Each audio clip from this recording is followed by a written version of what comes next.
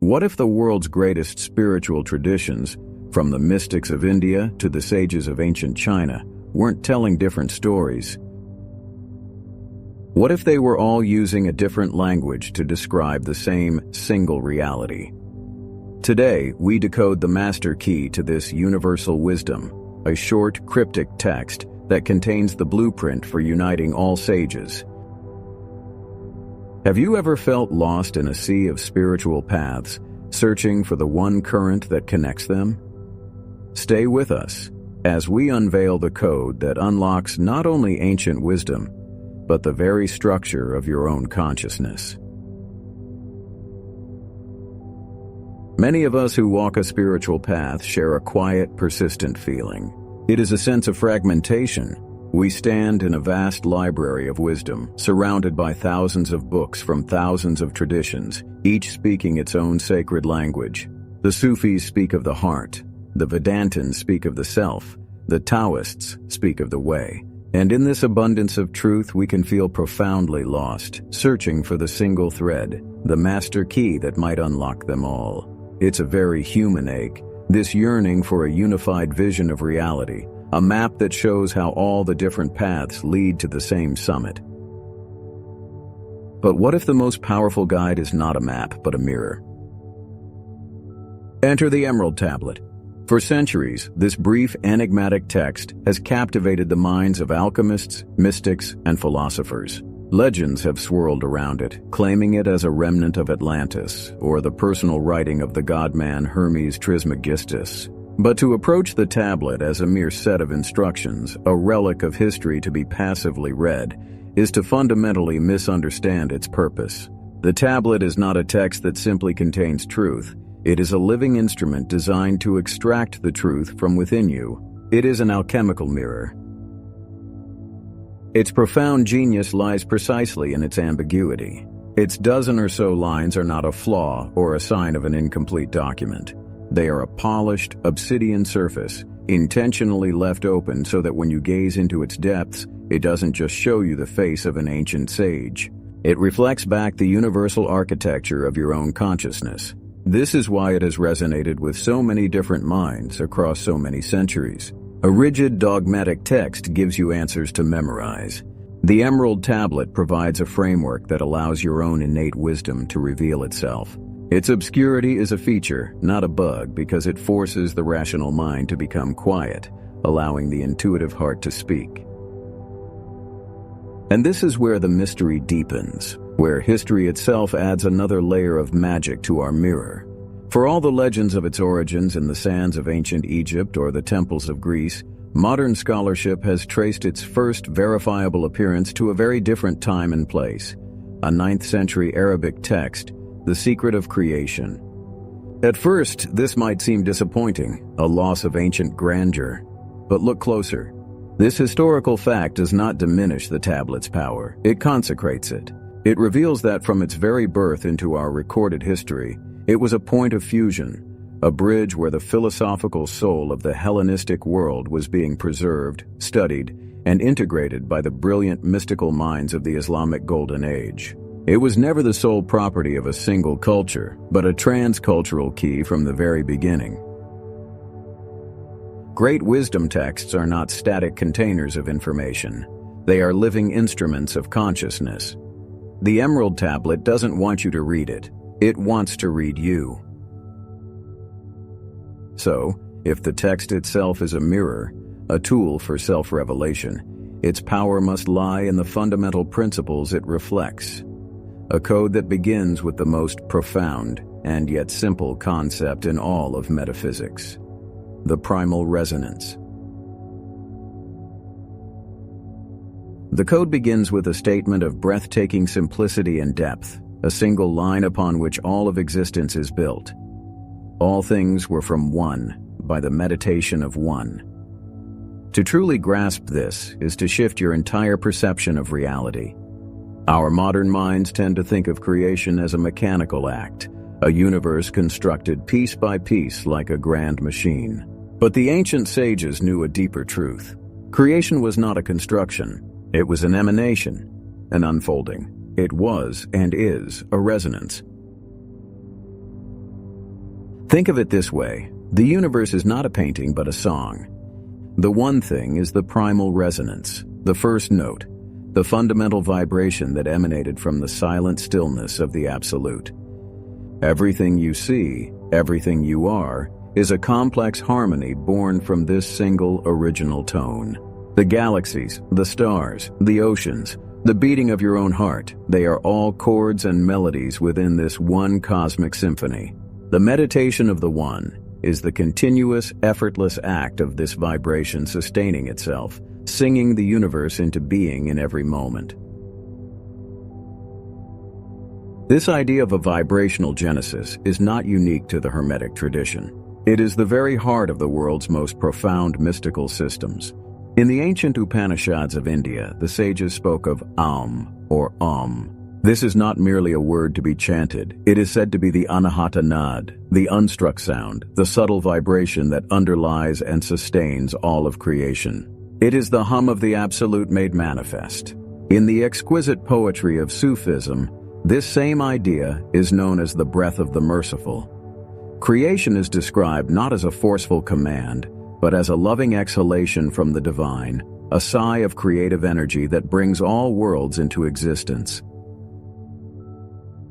In the Far East, the sages of ancient China perceived this same unfolding, though they described it with their own unique poetry. The Tao Te Ching tells us, the Tao begot the One begot the Two begot the Three, and the Three begot the 10,000 things.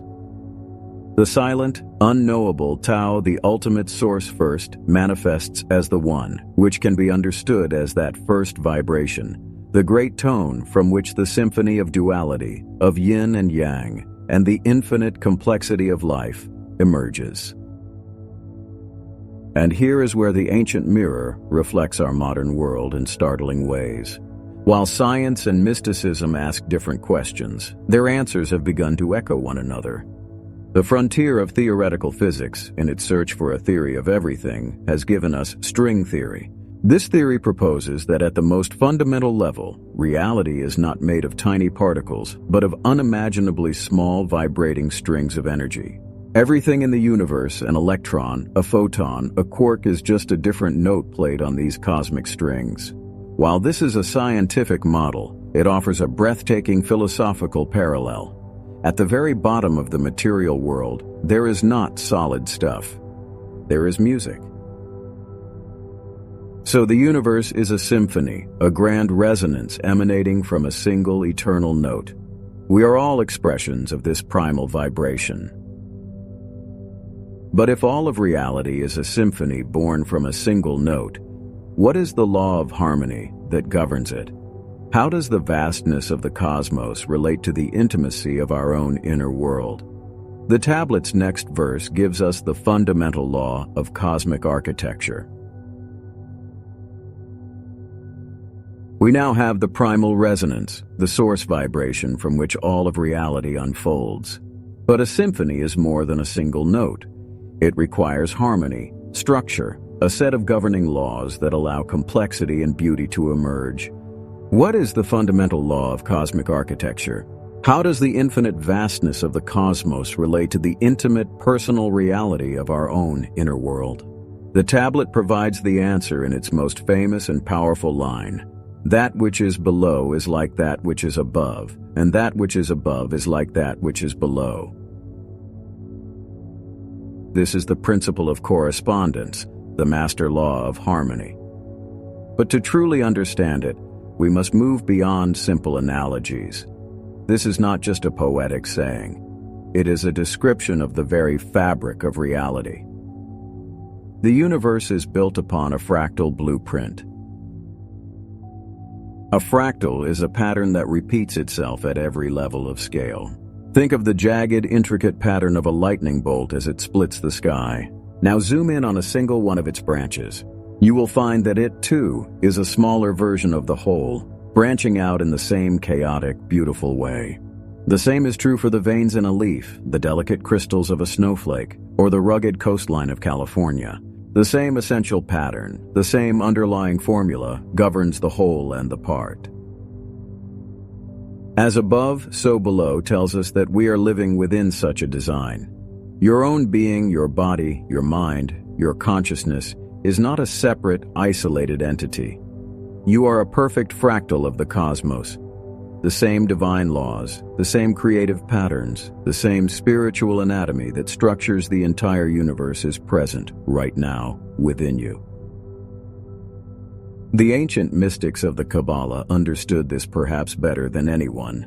They mapped this fractal blueprint in their most sacred diagram, the Tree of Life. On one level, the tree is a map of the cosmos, describing the emanation of the universe from the ultimate, unknowable source, Kether, the crown down through various levels of reality to our physical world, Malkuth, the kingdom. This is the above. But at the same time, the Tree of Life is an exact map of the human soul. The very same spheres and pathways exist within our own consciousness. The spiritual journey, then, is not about reaching for something outside of ourselves. It is the work of recognizing and activating this cosmic tree that is already rooted within our own being. We align our inner world with the outer, and in doing so, we bridge the gap between below and above. And in a stunning turn, our most advanced science is now providing a powerful echo of this ancient intuition. Recent cosmological and neurological studies have revealed a haunting similarity between the large-scale structure of the universe and the neural networks in the human brain. The web of galactic filaments that stretches across billions of light-years follows a structural pattern that is uncannily like the web of neurons firing inside your own mind. We are, in a very literal sense, a reflection of the cosmos. This was not a secret to the great alchemists and sages. The famed physician and mystic Paracelsus declared it plainly centuries ago, stating, "Man is a microcosm, or a little world, because he is an extract from all the stars and planets of the firmament, from the earth and the elements, and so he is their quintessence." He understood that the health of the body was inseparable from the harmony of the soul, and the harmony of the soul was inseparable from the harmony of the cosmos. We now have the source vibration and the fractal blueprint. We understand the what and the how of the cosmic design. But to truly unite the sages, we must understand the why. Why does this code matter so profoundly to the human experience? Because it is not just a cold, abstract description of the universe. It is the warm, living key to understanding our place within it. We have followed the code this far, from the primal resonance of the one thing to the fractal blueprint of as above, so below. We have seen how these principles echo through the halls of wisdom from the east to the west. And now we arrive at the heart of our journey, the moment where all the pieces connect and the true purpose of this ancient code is revealed. For many years, those who sought to describe the unity of spiritual paths used a common metaphor, that all traditions are simply different trails leading up the same mountain. It is a beautiful image, but it is incomplete. It implies a long, arduous climb with a final destination far off in the distance. The revelation offered by the Hermetic code is something far more immediate and far more profound. Imagine instead that all of the world's wisdom is housed in a single infinite building, the great library of consciousness. Each spiritual tradition is a different wing in this library. There is the Vedanta wing, vast and silent, filled with scriptures on the nature of the self. There is the Taoist wing, flowing and poetic, its text describing the subtle way of nature. There is the Kabbalist wing, intricate and architectural, its books filled with diagrams of divine emanation. Each wing has its own language, its own culture, its own unique atmosphere. Each is a valid and beautiful path to knowledge. The source of our spiritual confusion, that feeling of fragmentation we spoke of, comes from living our entire lives in just one wing of this library, believing that it is the only one that exists. We defend our wing, we argue that its language is the only true language, and we see the other wings as foreign or even heretical. We are lost, not because we lack information, but because we lack the perspective to see the full architecture of the building we are already in. This is where the Emerald Tablet reveals its ultimate secret. It is not another book in the library. It is not even another wing. The Emerald Tablet is the master key. The Hermetic Code. The principles of the One, the correspondence between the inner and outer, the dance of opposites, is the universal grammar of consciousness itself. It is the underlying architectural blueprint of the entire library. Holding this key does not mean you have read every book on every shelf. That is not its purpose. Its purpose is far greater. It gives you the ability to walk into any wing of the library, pick up any sacred text, and recognize the same fundamental truth shining through its unique cultural language. With this key, you can hear the primal resonance in the chant of a Buddhist mantra and in the Gregorian chant of a Christian monk. You can see the fractal blueprint in the sand mandalas of Tibetan monks and in the sacred geometry of an Islamic mosque. The master key unlocks the meaning behind the symbols. It allows you to see that the great sages and mystics of history were not competitors. They were all devoted librarians, each one working in a different wing of the same great library, each trying to catalog the same infinite, ineffable source of all knowledge. The code gives you an all-access pass, and in doing so, it dissolves the illusion of separation forever.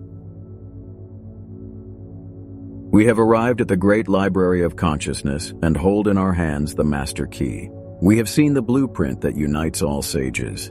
But as any true sage would tell you, to know the map is not the same as walking the path. The final and most crucial step is not one of understanding, but of embodiment. The goal of the Hermetic Code is not to create a scholar. It is to forge an alchemist of the self, one who can consciously work with the forces of creation to transform their own being. To do this, we will now move from theory to practice. I will guide you through an authentic and potent ritual, a simplified but powerful version of a practice known as the ritual of the middle pillar. This ritual comes from the heart of the Western esoteric traditions, developed by mystics who dedicated their lives to applying these Hermetic and Kabbalistic principles. Its purpose is elegantly simple: to consciously build the bridge between the above and the below, directly within your own energetic body, transforming you into a living conduit for cosmic forces. I invite you to stand, if you are able, and experience this with me. First, the foundation. Stand with your feet together, your spine straight but relaxed. Close your eyes and take a deep, slow breath. Bring all of your awareness to the soles of your feet. Feel the solid ground beneath you, supporting you completely. Imagine roots of light extending from your feet, plunging deep into the heart of the earth, anchoring you to the physical plane. This is your foundation. This is your below. Acknowledge its strength, its stability. Now shift your attention upwards. Bring your awareness to the space just above the crown of your head. Here, visualize a brilliant, dazzling sphere of white light. See it shining with the intensity of a star, pure and limitless. This is your connection to the infinite, to the primal resonance, to the one thing from which all things emerge. This is your above. Take a moment to feel its presence. Now we will activate the blueprint. We will draw this divine energy down into our own being. Take a deep breath, and as you exhale, intone, either aloud or silently in your mind, the sound, ah. As you vibrate this sound, see a beam of pure light descending from the star above your head, coming to rest and form a new sphere of light at the center of your throat. Feel this center fill with a soft, lavender glow. This is the seat of higher will and creative expression. From the throat, we descend to the center. Take another deep breath, and as you exhale, vibrate the sound O. Visualize the light moving down from your throat to the very center of your chest, your heart space. Here it blossoms into a radiant sphere of brilliant golden light, like a sun shining within you. Rest your awareness here. Feel the warmth, the expansion, the unconditional compassion radiating from this center. This is the alchemical furnace, the point of union where the spiritual above and the earthly below meet in perfect balance. The energy must now be grounded to complete the circuit, continuing the O vibration. See the golden light descend from your heart, forming another sphere at your hips and pelvis, and then continuing down your legs, into your feet, connecting this divine current back to the earth from which we began. Now take a moment to see and feel the entire structure, from the star above your head, down through your throat, your heart, your hips, to your feet. You have built a pillar of light along the central axis of your body. You are your own personal axis mundi, the world tree that connects heaven and earth. Finally, we circulate the life force you have awakened. As you breathe in, imagine the energy on the left side of your body rising up the pillar to the crown. As you breathe out, imagine it flowing down the right side of your body to your feet. Continue this for a few breaths. Inhale, the energy rises. Exhale, the energy descends. You are now circulating this divine creative force through your entire being, charging every cell with its vitality. You are no longer a separate being looking at the universe. You are the pillar that unites the worlds. We began our journey with an enigmatic text, a fragment of ancient lore, and in its reflection, we discovered a universal mirror. We found a code, a master key that reveals how every sage, in every era, was gazing upon the same singular truth.